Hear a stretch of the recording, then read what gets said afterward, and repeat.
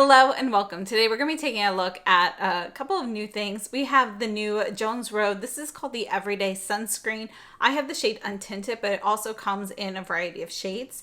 And I purchased all four of the new Valentino Liquirosso shades.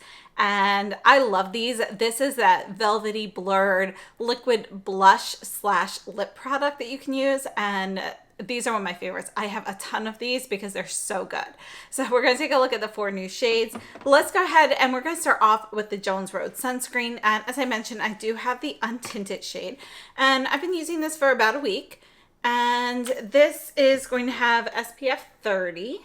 You can see this is our Untinted, and it will blend out to be transparent.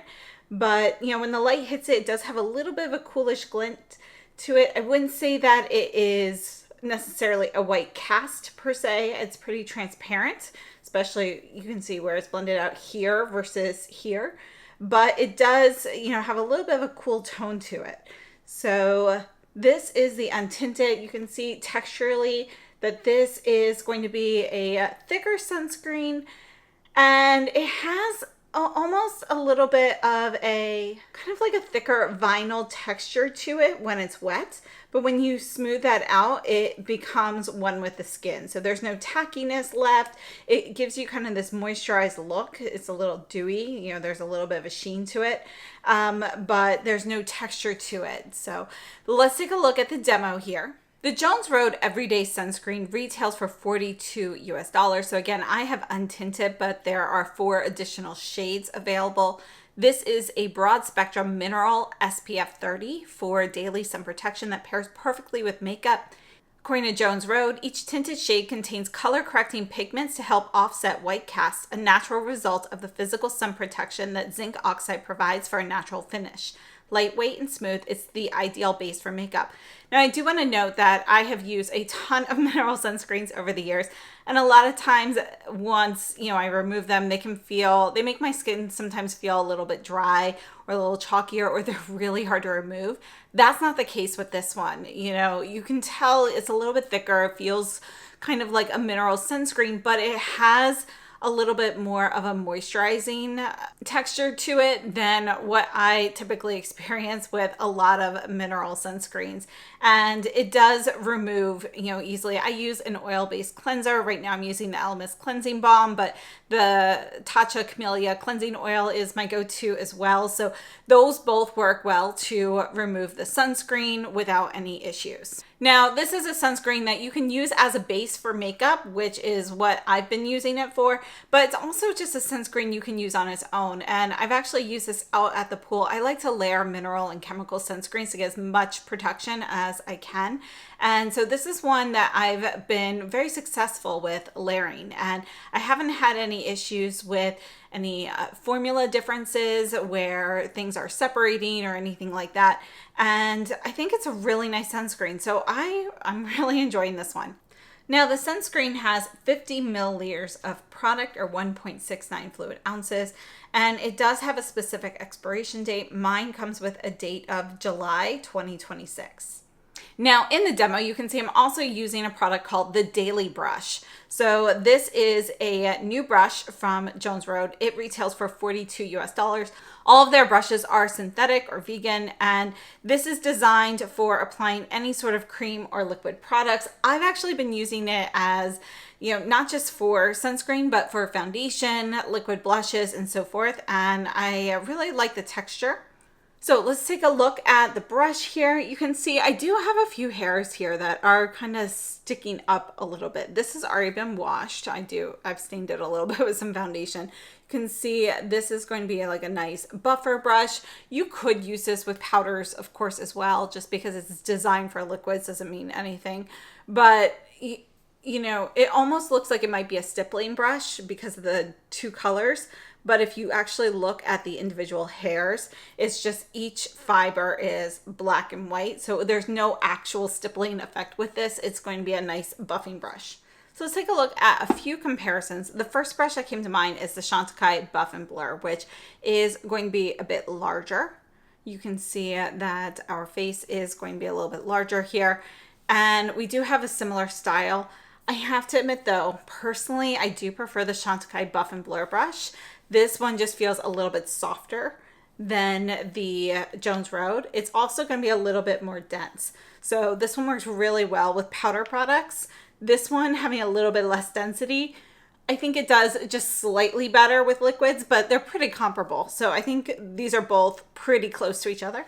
And then I wanted to take a look at the Sonia G Smooth Buffer. So this is a smaller one, and this is now called the Buffer Pro, but the one I'm holding is the Face One. So this was one of the originals. And you can see size-wise, the Jones Road is kind of right in between those two. So the difference is these are going to be natural dyed goat hair. They're very soft, but these are going to be for powder products. Whereas the Jones Road being synthetic bristles, you can use it with anything. So I hope that was helpful. So this is a sunscreen. It has now sat on my hand here for over 10 minutes. I took a little break to find the brushes. So you can see here, there's absolutely no texture. There's no tackiness, nothing. You can see there's a little bit of a sheen, but nothing major. And this is the part I did not rub out. So you can see what it looks like here. And I think it's a really nice sunscreen. So thank you so much to Jones Road for sending this one to me. And personally, if I were to purchase this again, I would pick the untinted for me as well.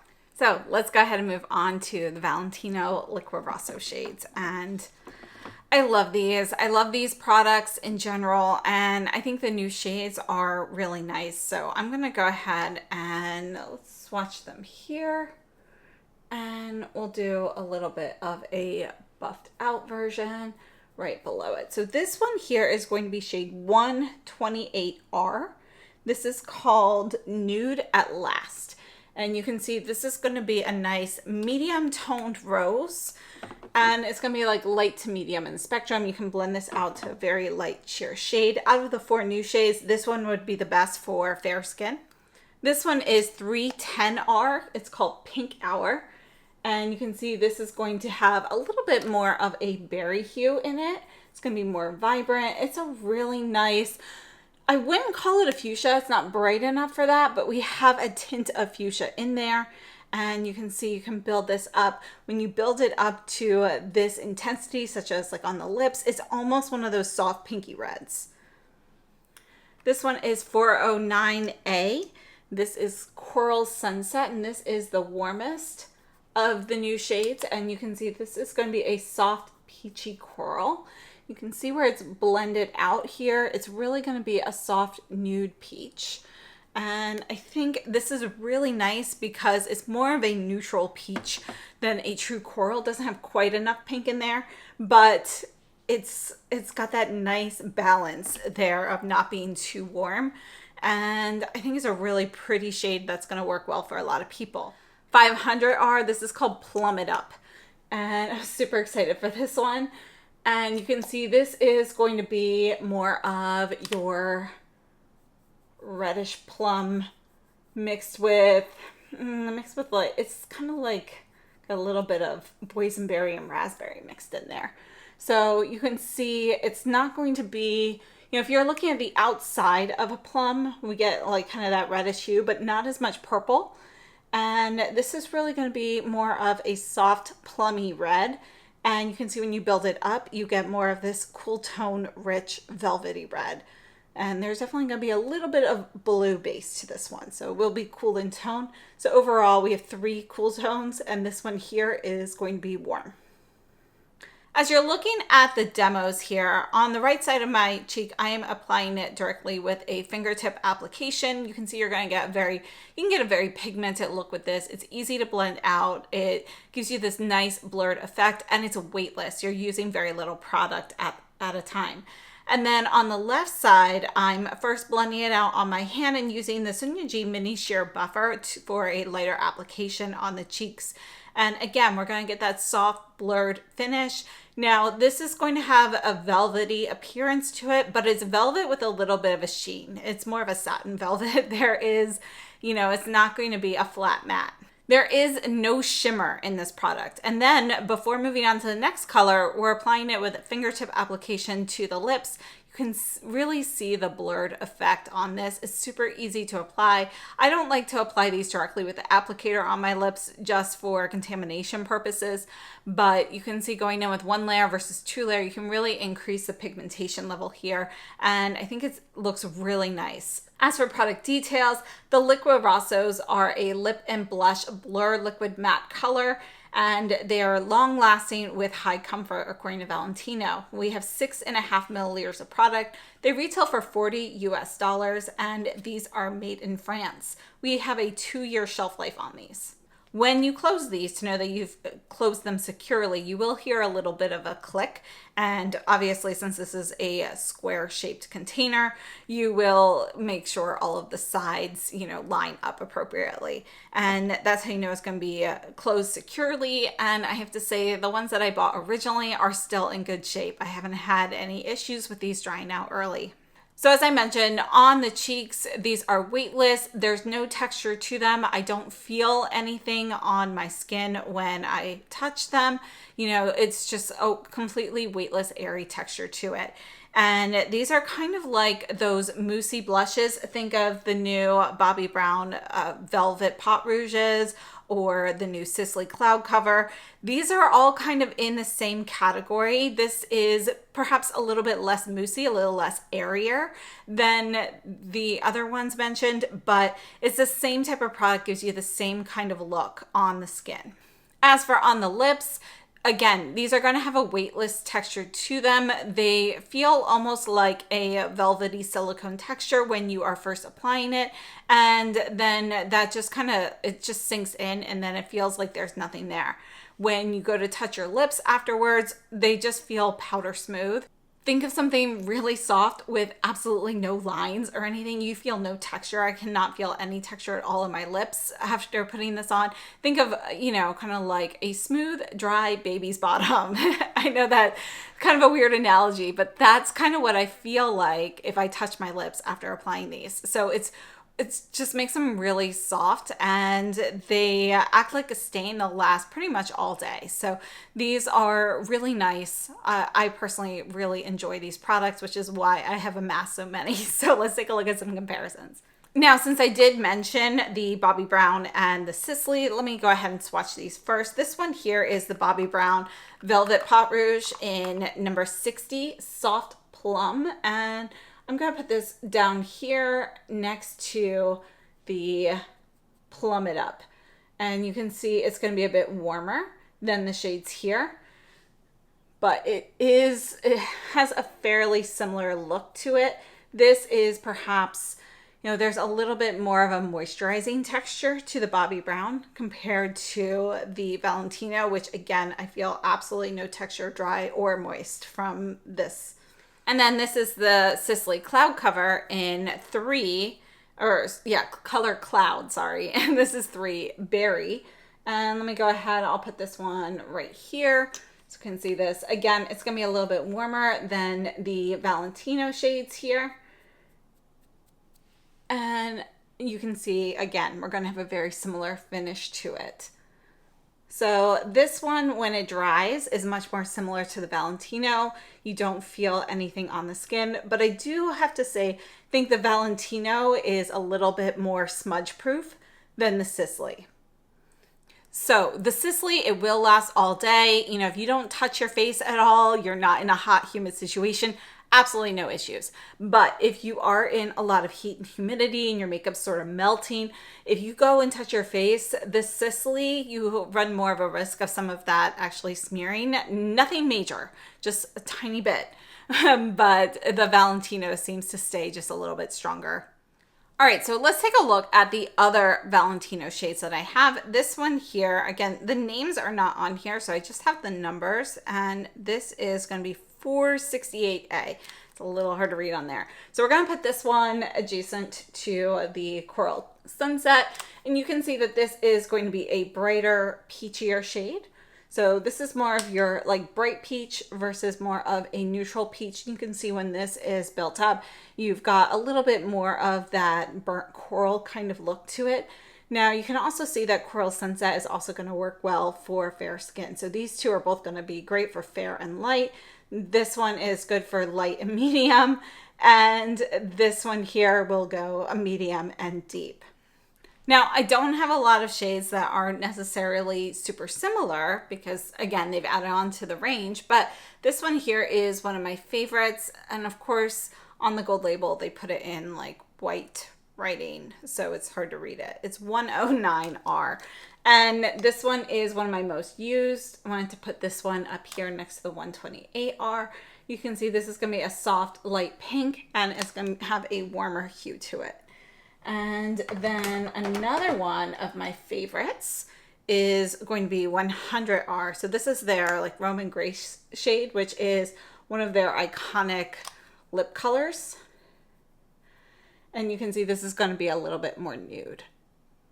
So really love those. Now I figure we'll just go ahead and swatch all of the shades in case something kind of sparks your interest here.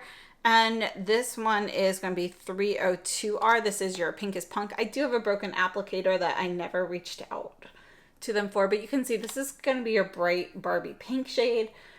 Really nice shade. This one's really fun to play with. And it's also a great one to mix in with others as well, especially if you want to cool something off a little bit. And then we have 148R. This is one of my favorites for fall. And you can see this is going to have a bit more of a warmer, neutral brick rose kind of hue to it.